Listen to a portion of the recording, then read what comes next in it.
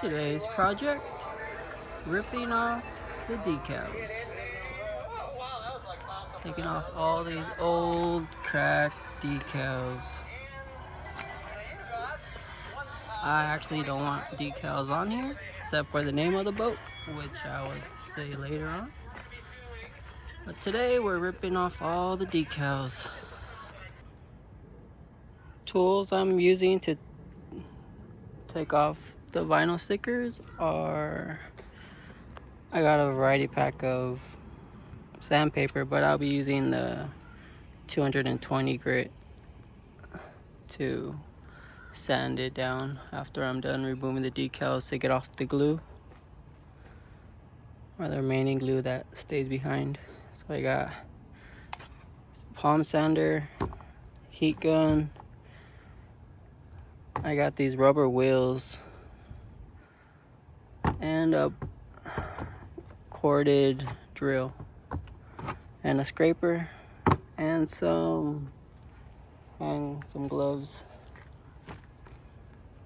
That's all I'm gonna be using to take off these decals. And let's get to it.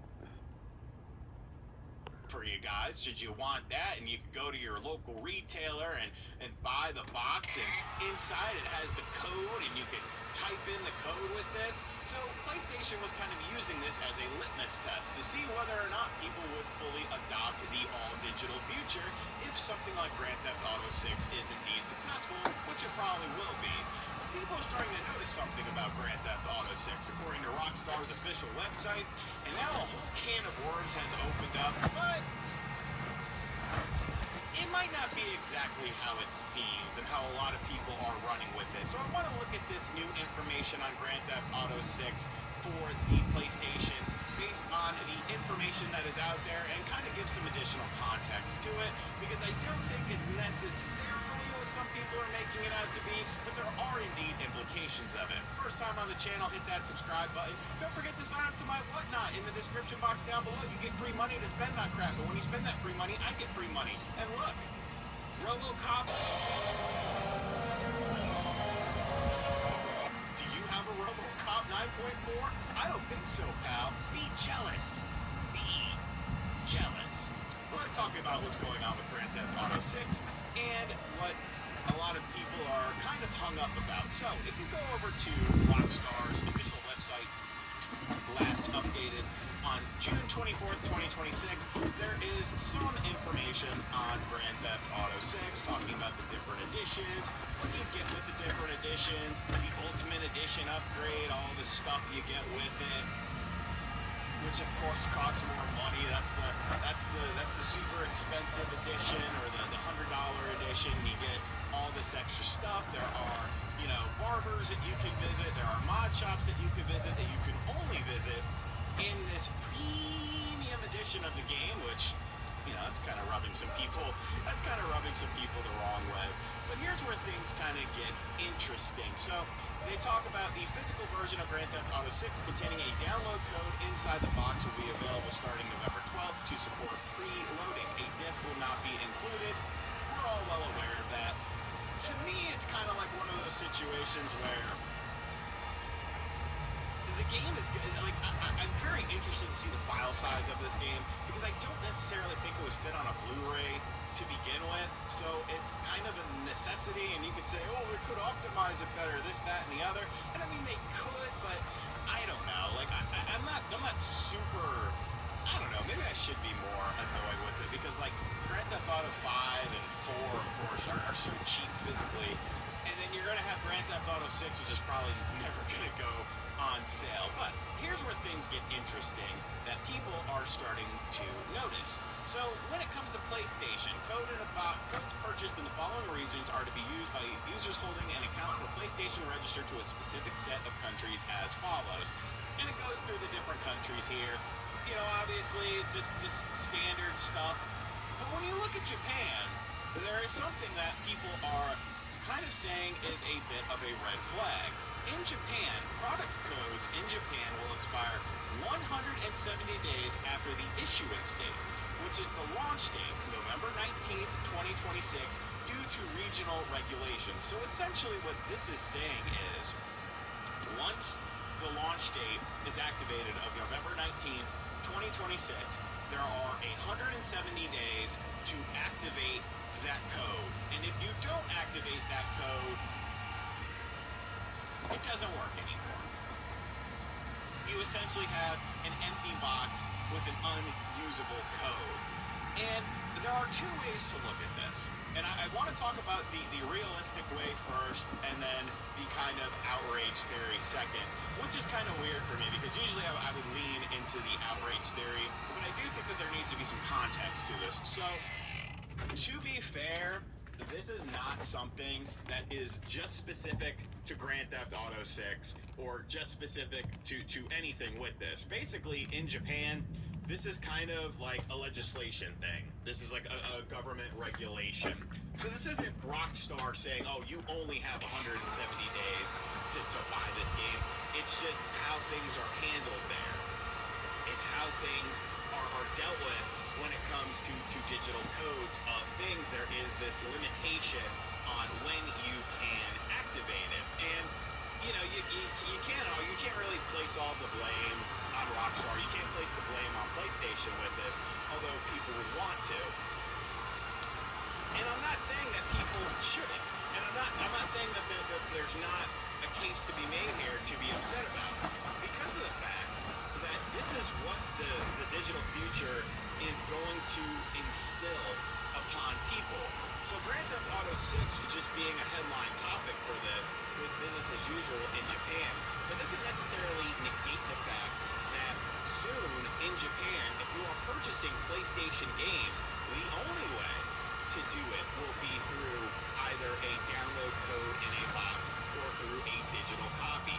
And if you purchase that physical copy with the box, you're giving it as a gift or something like that, you picked it up when it was on sale, you damn well better, you know, activate that code within 170 days, which is roughly a little, 5.5 months, or else it's just going to be null and void. And it's like, a lot of people are hung up on the fact that this is none of your business. This is not your business what I do with something I buy. If I choose to buy this and I choose to wait to activate it for whatever reason, whether I'm giving it as a gift, whether I don't want to play the game, I got the game on sale, no matter the case, that's my prerogative. That's my business. And when you are changing the business model to not allow an alternative for this, then you start to run into problems. Then you start to run into issues with, the consumers who are buying these things. And obviously, it's not something that's going to affect, everyone in Japan. People are probably very aware of this. I don't really know a whole hell of a lot about Japan, but I do know that Japan celebrates Christmas. How do I know that? Because of Shenmue. Because when you play Shenmue, and you're walking around the town near Christmas time, you can see Santa Claus walking around in the town, and you can talk to him, and you might be thinking, well, shouldn't you be at the North Pole? But really, like, the elves are the ones doing all the work. He's just got to chill until it's Christmas Eve to start to distribute the gifts to all the good boys and girls across the world. And the man children, I still want Christmas gifts. Yeah, I need that, okay? I need random crap for my family. But you see what I'm saying? Like, it's accumulation of everything. It's not just this specific thing. It's not just awareness being brought to this specific issue.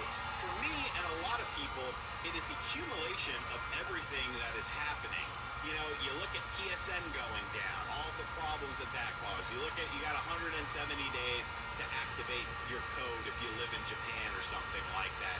It's like, at what point in time are people going to be like, enough is enough? Why are you stripping away all of these options? People are going to get sick and tired of this eventually, and there's always going to be people that defend it. Sony's just doing what they have to do, blah, blah, blah. And if you honestly feel that way, that's fine. But you also need to understand that there are a lot of people that are genuinely concerned about things like this, because time moves very fast. 170 days could go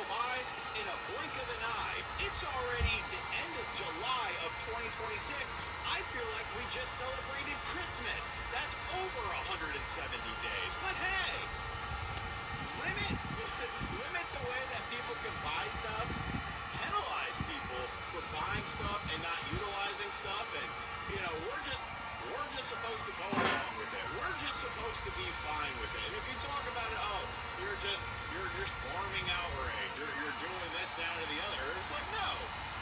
Maybe you're genuinely concerned about how things are going. But anyways, guys, let me know what you think of this in the comment section down below. Were you aware of this policy? Because it seems like a lot of people weren't aware. I mean, I wasn't aware of it, but I'm also a stupid gaijin. And as always, guys, thank you for checking out this video. If you're new to the channel, hit that subscribe button. Be sure to like, comment, and share. Hit the bell as well. And as always, I'll catch you guys on the next video. Later. What's up, guys? Welcome back to Newswave. The backlash towards Sony Online has continued, and now it seems like gamers are trying to pull together on social media to have a blackout for PlayStation, and I have a lot of questions as to how they plan to pull this off. We'll go over that here tonight. Also, we're going to be talking about an insane situation that was unfolding over the weekend that has to do with a very popular game on Steam and how mod support ended up distributing malware to a bunch of unsuspecting customers. And we'll also be talking about San Diego Comic-Con. One specific announcement, though, coming out of the event that has to do with a big release date. And now we're looking at February 2027 with quite a stacked lineup, but we'll go over all of that and more. Guys, if you enjoyed these videos, make sure you hit that like button. Helps out a ton. And if you're new here to the Small Web channel, make sure you subscribe down below. Guys, we're every weekday morning, 8 a.m. Eastern Time, keeping you up to date in the world of gaming news here and on Spotify. So you can check us out on YouTube or Spotify. And if you don't get a notification in the morning, just know there's probably a video here for you to check out. And we're going to start today with Final Fantasy 14 on the Switch 2. We have the release date, also some pricing details, and we can see this is over on Nintendo Life. They have it all drawn out here with the different editions. It is launching August 4th, so next week. All right, cool. We have the Starter Edition that's $20. These are on sale, by the way, for the pre-orders, so it may look more expensive, I guess, after it comes out. Then we also have the Complete Edition at $60 with the pre-order price at $42. The Collector's Edition, which is like $140, jeez, or $98 if you get it pre-order. They have Dawn Trail in the front. There's all kinds of stuff you can buy here, it looks like, for Final Fantasy 14. There'll also be an online free trial, so I guess you can try the game out before you really dive in with any further spending there. The file size, though, 117 gigabytes, so that's, I mean, roughly half the storage that you get with your Switch 2 when you buy it and first boot it up. So yeah, that is one of the limiting factors of the Switch 2, of course, as these larger games start to show up. At 256 gigabytes is not going to necessarily cut it for many titles on there, but I'm curious to see how Final Fantasy 14 holds up on Nintendo's hybrid system. It's kind of weird with the separate subscription service, but it's Final Fantasy 14. It has a pretty big audience, so I'll be curious to see how the Switch 2 version ends up going. Also, it looks like there is a physical PlayStation 5 Sony Studio or PlayStation Studio sale that's going on right now over on Amazon. Just want to point it out because they're physical games, and like you can see, it's over on Amazon. Soros is marked down to $50. Astrobot, good pick up there at $40. Death Stranding 2 at $40. Demon Souls at $30. God of War Ragnarok at $30. Rise of the Ronin, which is a pretty cool game, at $30. Horizon Forbidden West at $30. That's what the Complete Edition at $40. Lost Soul Aside is at $30. I think you get a little lower before you buy it. It's not a great game, but it's a pretty funny game, just without needing to be. Helldivers 2 at $22. Returnal at $30. Miles Morales at $38. Gran Turismo 7 at $40. Let's see. Yeah, so this is something I want to continue pointing out. You know, even Spider-Man 2 at $30. This is what physical media brings to the table. It's not on sale for the digital side. There's a chance there's a sale somewhere for physical games because so many retail stores or secondhand stores can sell these things. So I pointed out Amazon, but there's also Best Buy, Target, Walmart, all running their own sales. So just wanted to put that out there in case you all of a sudden had the urge to buy some physical media. Oh, we do have Castlevania Belmont's Curse coming up in October. I'm very excited because it's looked good every time they've shown the game. But there's one unfortunate thing that was updated on their website, which we can see. And so it's 60 frames per second, right? It's coming out on the PS5, the Switch, the Xbox Series, PC, Steam, the whole thing. And then I looked at this update, and the Switch version is 30 FPS. Like, they specifically point that out. At the time of this recording, there is no Switch 2 version. I feel like there will be, and then that'll be 60 FPS. But I would say, in this scenario, for, was this Konami? I would recommend having a toggle that lets us uncap the frame rate, alright? Because backwards compatible for the Switch 2, of course, if you play the docked version of the Switch Castlevania, Belmont's Curse. And it'd be nice if we at least had the option to uncap the frame rate while we're waiting for the Switch 2 version. And to be honest, I kind of wonder if it's one of those situations. The Switch 1 version launches, and then, I don't know, the following year, months later even, in the 2027, we hear about the Switch 2 version, there's no upgrade path, and you gotta buy it all over again. So, help us out a little bit here, and at least make it so we can toggle on and off this 30 FPS level. Hey guys, with some of the quick news out of the way, let's get into the bigger stuff. Let's start right away with PlayStation. Of course, the backlash that has continued on, but it does feel like people are yelling at a brick wall, obviously, because Sony is trying to ignore as much as possible. I mean, they really haven't said anything. There was news going around after a lot of peers shared that there is basically an order within Sony to not engage with this at all. And it's the most strict, apparently, that they've ever put out there when it comes to social media lockdowns for any of the employees or developers, all right? So, with that in mind, people, like, they're hitting all the posts and stuff that Sony's making, but they also feel like they're not really getting a lot of traction.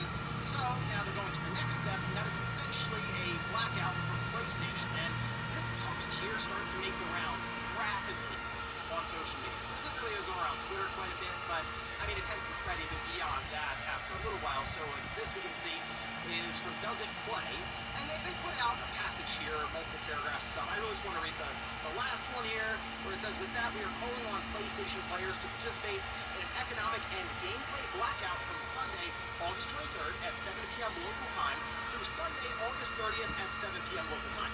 Players can participate by turning off their console or logging out for 7 days. We feel that this period gives publishers and developers minimal impact while still giving players a voice. Okay, so I will say, I like the thought process here. I like the idea of people coming together and not necessarily just yelling on social media. Like, that is part of it, obviously, to try to get Sony's attention and also make it very uncomfortable for them and their partners to advertise at all on social media, because anytime you see them post something about a game or an accessory or an update, it is, I mean, it's constant barrages in the comments, and I do think that is something that over time will be putting a bit of a strain on some of these developer relationships with Sony as they're working to try to start a conversation around the game, but that's not what anyone's talking about in the comments at all, right? So with that in mind, I guess doing at least something that would get their attention when it comes to, oh, the product is not being used as much. And that's part of the issue to go back to, is that just, there's already 90 million plus PlayStation 5s in circulation. Sony has, I mean, really now strangling on the mainstream when it comes to gaming. So it's going to be very difficult to make significant impact that will be noticeable, okay, in this case. Again, I like the thought process and the idea of trying to do something outside of just commenting, coming together with PlayStation, of course, having real-time statistics with their console. So I did look at the games that were coming out that week. And this is one of my main points here is I feel like there's a better time to do this, either later on or as soon as possible. Okay, so first off, that week that they're targeting here, basically at August, that does have Metal Gear Solid Collection Volume 2, Residents of Plague Tale Legacy, and then Star Wars Zero Dawn. People have been waiting for Metal Gear Solid 4 to make the move on PlayStation 3 for quite some time. You can buy it on the platform, so it's not really that situation of if you have access to other consoles, like you just buy it somewhere else and stay off PlayStation for now. People who just have a PS5 are going to go, I think I'm just going to play that. I'm just going to play that. Like, I've been waiting forever. And it's like, okay, I get it. I mean, Plague Tale, Star Wars Zero Company, people might be able to go on those ones. I think if you're going to make this move, you either have to do it like next week, so kind of like strike while the iron's hot, because waiting a month from now, it's slowing down a little bit. It's still, very loud, but it's definitely not as loud as it was the first week it was happening. So I almost wonder if you wait too long, if it's forget or don't even necessarily think about it too much and just end up playing anyway on their PlayStation 5. But otherwise, if we're going to go further out, I would target the week of Wolverine. Like, it's just, if you're going to make a statement with Sony, you kind of have to make a statement with a first-party release, and that would probably be the one. And that's the thing, it'd be very difficult for people to stay off of that because that is something that does wade into the area of mainstream. Right? It's Wolverine, it's a Marvel game, right? It's like Spider-Man. So people who buy a couple of games a year, and that is one that happens to be that game that finds its way in for the Call of Duty NBA or casual gamers, and they'll be like, oh, cool, Wolverine, I'll pick that one up. And that's going to be the most difficult part, is making any kind of significant impact that's really noticeable for Sony, even beyond a week. And that's the other thing I don't think people necessarily want to come to terms with. If you're going to do this, I kind of say for the week has to be like months. They have to see a consistent trend of accounts just not signing in on PlayStation going forward. I think the other part, though, that it's worth thinking about is the idea of maybe buying physical games. And that's the other thing, is there are people who are just digital who understand how this can be problematic for them because there are no digital rights that are really figured out, that it all mimic physical media.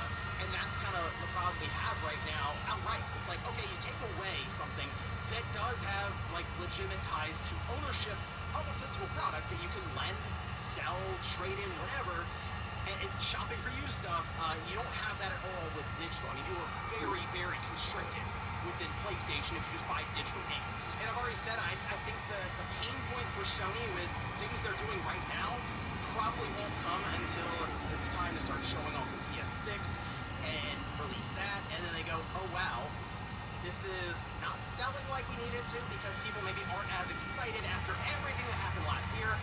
Also, the system's like $1,000, which isn't going to help, but that's my thing right now. It's going to be very difficult to shake Sony and get them to understand why there's so much frustration or even respond to it a little bit because they are so focused on the mainstream. It's all the top pre-order games on PlayStation 5 right now, and it's like Call of Duty, NBA, GTA, and I get they're all the expensive versions. So it's tough when the top played games right now are Fortnite, Roblox, Call of Duty, NBA, soon to be mad, and you kind of see what I mean. It's like the people that are really invested in this and trying to have some kind of change take place.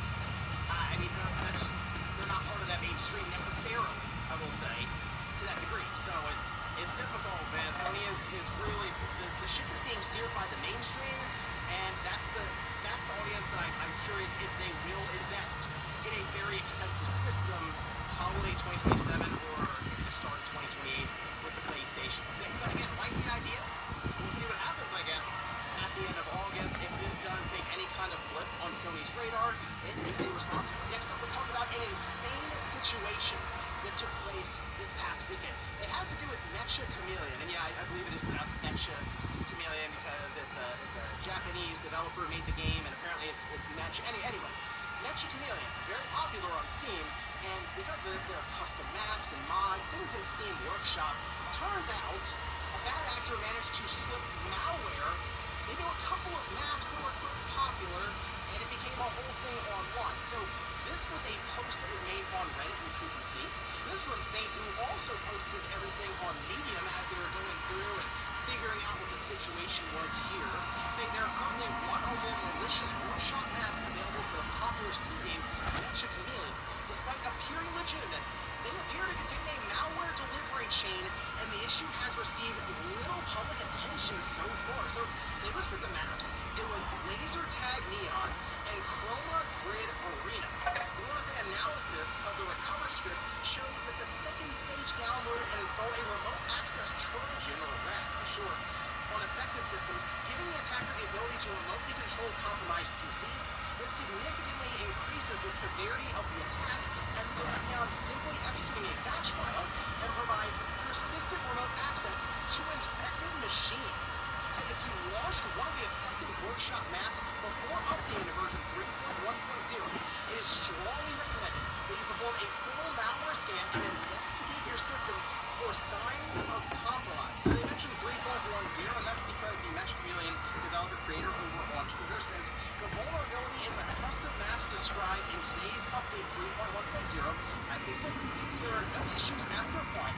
We have also confirmed that the malware is disabled for the effective maps both before and after the update. There was also a piece here from PC Gamer, which is kind of ridiculous, saying the game's official Discord server, which has nearly 100,000 users, was hacked. This was confirmed and addressed in a Steam community blog post yesterday, saying that we have already contacted Discord support and are currently awaiting their response. If the server cannot be recovered, we will set up a new one. The developer Lemeron confirmed in a post on X that this happened because a system engineer's PC was infected with malware while fixing the aforementioned vulnerability. Saying, quote, the hacker bypassed the engineer's two-factor authentication on Discord, altered the server permissions, and banned all the staff members.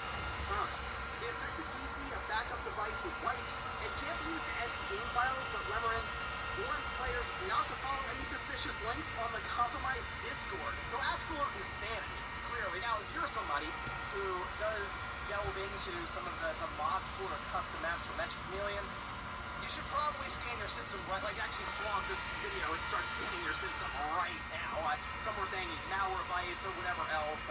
There's entire threads. And I have the Meme article and the Reddit post linked down below in the sources, and people were discussing in the comment threads about what to use and what they found. Some actually found, like, oh, wow, yeah, this hit me. So it's like, man, that's a popular game, and people clearly be infected by what sounds like a significant piece of malware here. You know about remote access.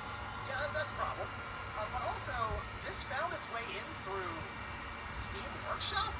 I mean, we've heard about malware being spread on Steam at times through games that were purchased, but Valve would work to try to fix that. And man, if it's also in, like, because you're going to catch it after the fact, and in this case, it seemed like it was spread quite a bit through Steam Workshop. So now you got to be concerned about any mod support that's happening. And this is the thing I've thought about with Steam and Valve. It's like they've already talked about how the AI stuff coming in and these different games.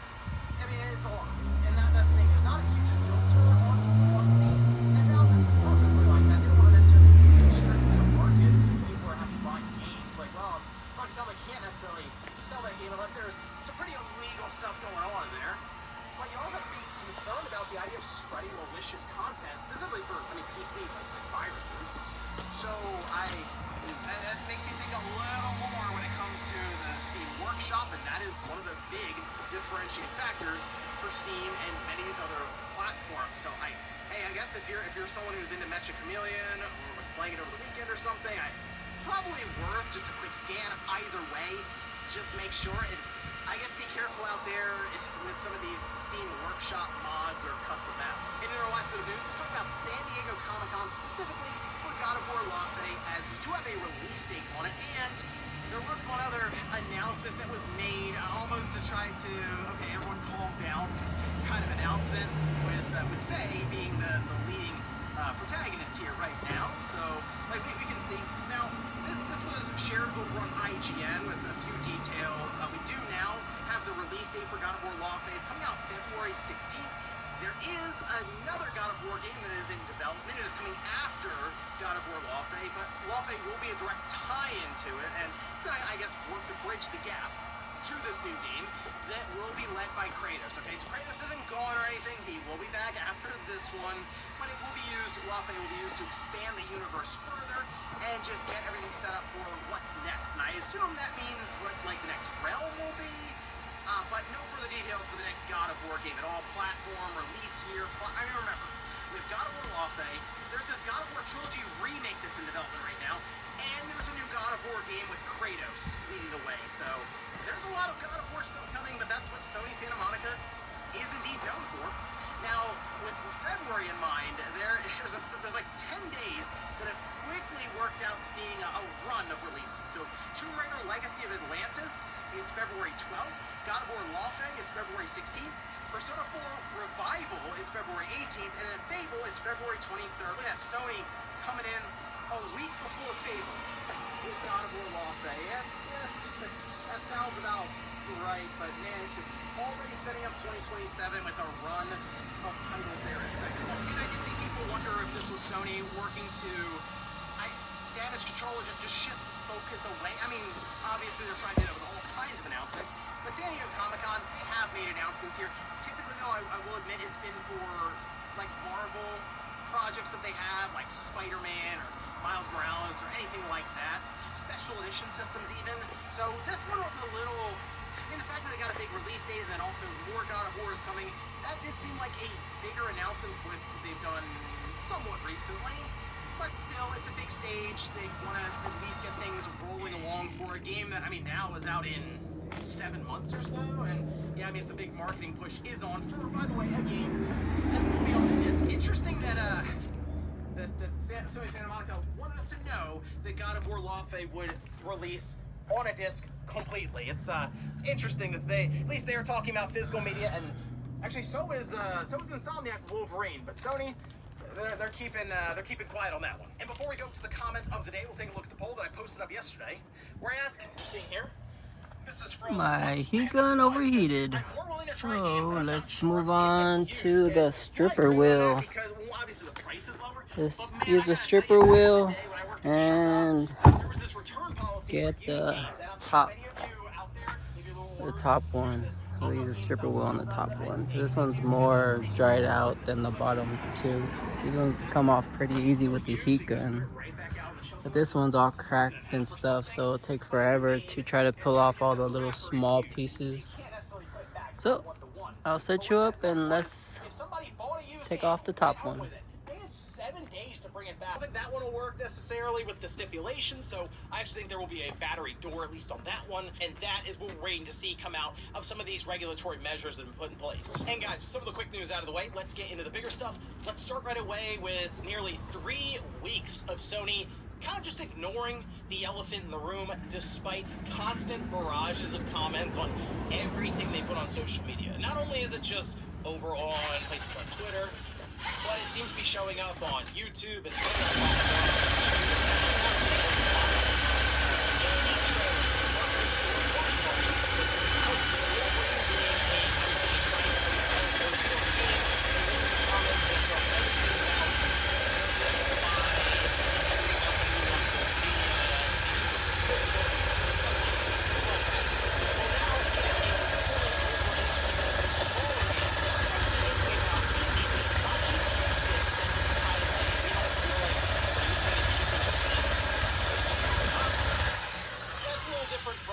here's like a small $15 indie game which is trying to make life down, and it's absolutely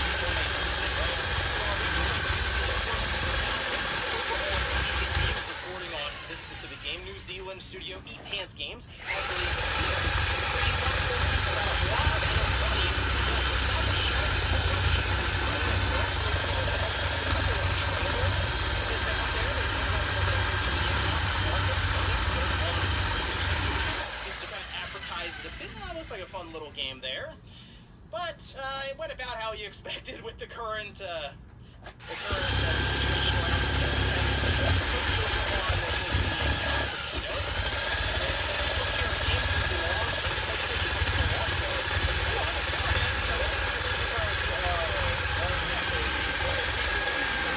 All kinds of stuff again about the physical disc situation. We want physical, we need the disc, no disc, no buy. And they, like,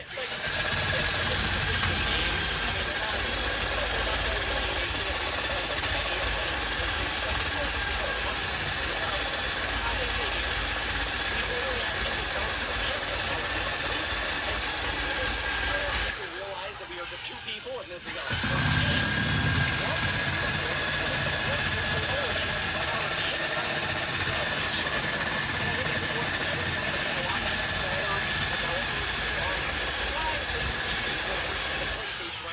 Advertise their game, whether it's through paid promotion or Sony might just go,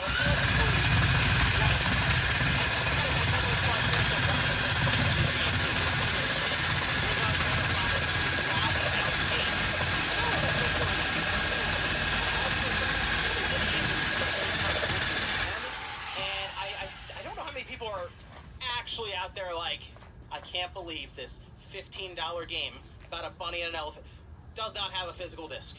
It's basically GTA 6. It's still a situation right now with Sony. Actually, not funny. I don't know how to sell it right now. And I think that is now a strategy that you see from having a barrage on every single announcement. It's like we're gonna make it so.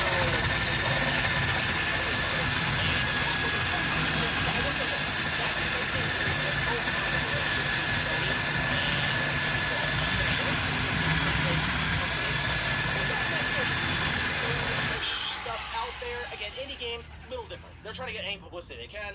But if you're releasing the next Assassin's Creed, it's like, I mean, it helps, but do we need to be on PlayStation's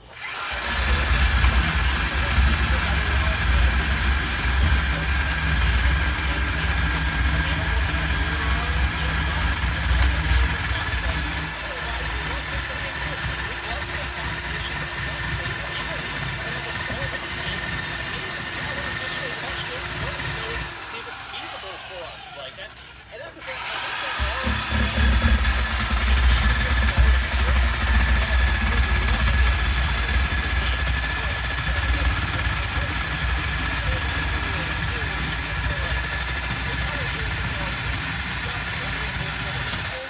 It's not a huge deal to us anymore. No, indie developers want to go in the opposite direction.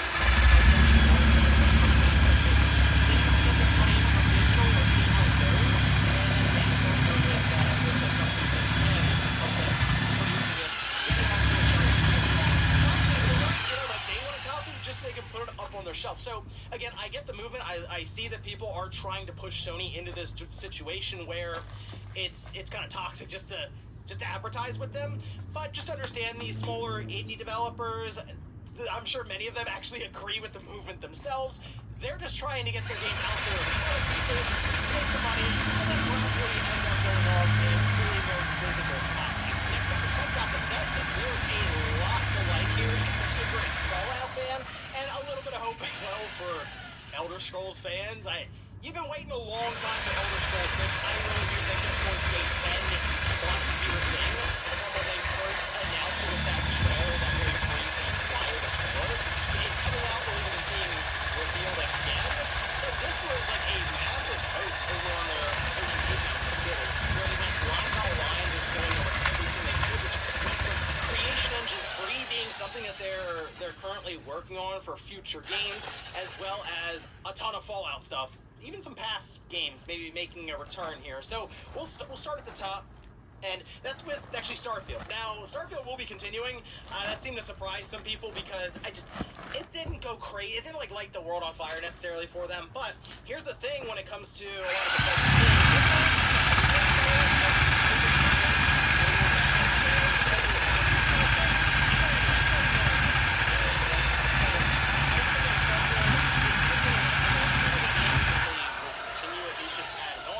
Starborn content is next year, so Starfield fans, you got something to look forward to there. Elder Scrolls 6, it is the primary focus. It is a thing. Still, it's hard to say when it'll come out. I think we're 2 years off from this one, like it actually releasing. So if I had to guess, I think it's gonna be like that fall holiday time, 2028. It's been in development for a while now. It's in full production. It is their focus. They are going all out on this thing. So if I had to take a guess, 2 years off, maybe 3. We'll see. But get this, Fallout 5 is officially in pre-production, and it's not shocking that they would go that route. To me, it's just shocking that it's taken this long to go this route. And so that's going to be after Elder Scrolls 6. So if 2028 Elder Scrolls 6, I mean, you might be looking at like 2034 or 2035 on Fallout 5. It's going to be a bit. But if you want Fallout 3 and Fallout New Vegas, there are remasters in development. We had already heard about these. This is just kind of confirmation that it is indeed a thing. And I kind of wonder if Fallout... Before and after. Nice and clean. I still need to take off the day cruiser decals so I can make new ones. But I need to take a picture. And also some new letters too. They're too close together and I want new ones. But that's what she looks like after all the decals are off.